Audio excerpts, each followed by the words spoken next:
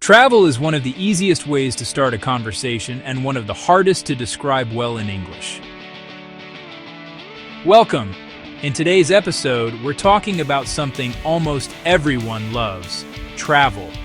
Whether it's a dream vacation, a weekend getaway, or just imagining future plans, knowing how to describe travel experiences and preferences is essential in English. Let's join Kylie and Jake as they plan a trip and share their favorite ways to travel. Pay close attention to the vocabulary and phrases they use.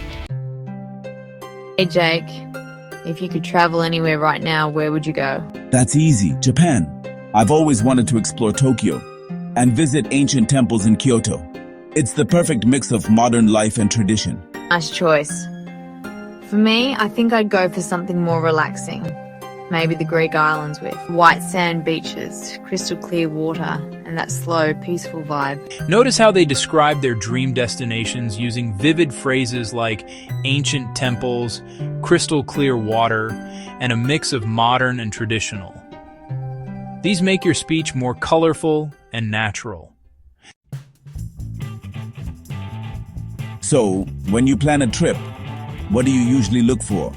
Are you more into sightseeing or just chilling out? Depends, but I like a mix of both. I enjoy cultural stuff, museums, local food tours, but I also want time to unwind. I always try to keep my itinerary flexible. Same here.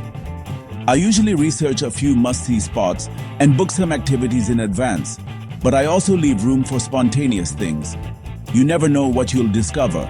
Here they mention useful travel-related phrases like sightseeing, local food tours, must-see spots, and keep the itinerary flexible. These are great for discussing your travel style. What kind of accommodation do you usually go for? Hotel, hostel, Airbnb? If I'm traveling solo, I'll book hostels to meet people. But if I'm with friends or family, I prefer an Airbnb. It feels more like home. What about you?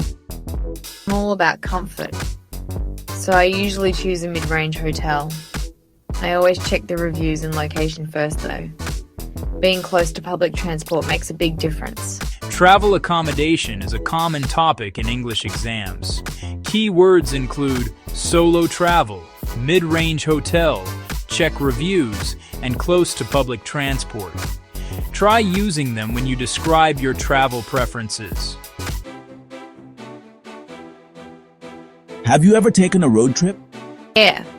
A few summers ago, I did a road trip along the west coast of the US. We rented a car and drove from San Francisco to San Diego. The scenery was incredible. That sounds epic.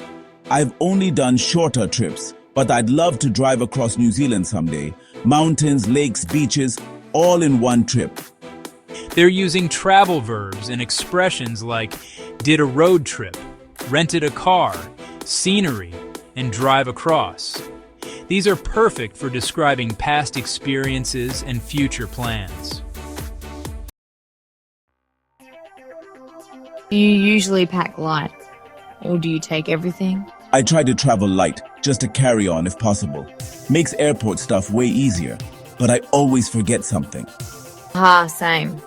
I make a checklist, but I still end up packing at the last minute.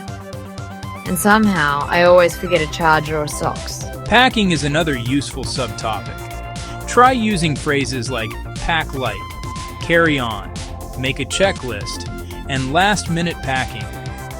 These are handy in both conversations and exams. Let's say you had a week off right now.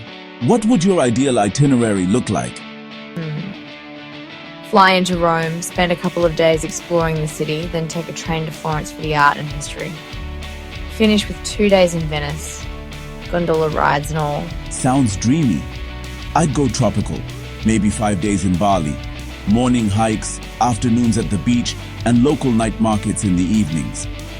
Here they're creating imaginary itineraries using phrases like spend a couple of days, take a train, local night markets, and morning hikes. You can structure your answers similarly in exams or real conversations. Now it's your turn. Imagine you're planning a trip. Can you describe your destination, what you want to do there, and what kind of place you'll stay in? Here's an example. I'd love to visit Vietnam. I'd start in Hanoi for the culture, then take a boat cruise in Ha Long Bay.